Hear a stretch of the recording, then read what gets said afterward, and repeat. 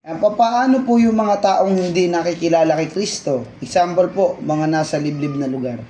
Oo, at may mga nasa ilalim pa ng lupa. JC, lahat yan makakarinig ng salita ng Diyos. Lahat. Buksan natin sa Mateo chapter 24. JC, tingnan natin, huwag mong po problemahin JC. Sila ay makakarinig lahat. Mateo chapter 24 verse 14. Ayan. Sabi dito, Mateo chapter 24, verse 14.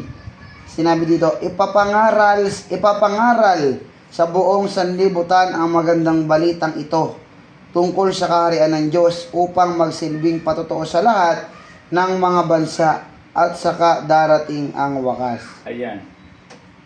Sabi doon, ipapangaral ang mabuting balita sa lahat ng bansa, sa lahat ng tao.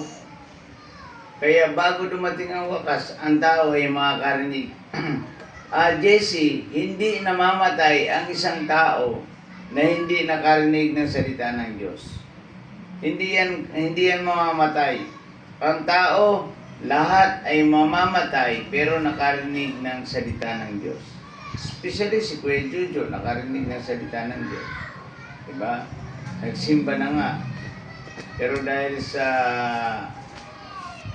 hindi magandang nakita, kaya hindi na nagsimba. Pero hindi ganun ang Kristiyano. Dapat ang Kristiyano sa Diyos nakatingin.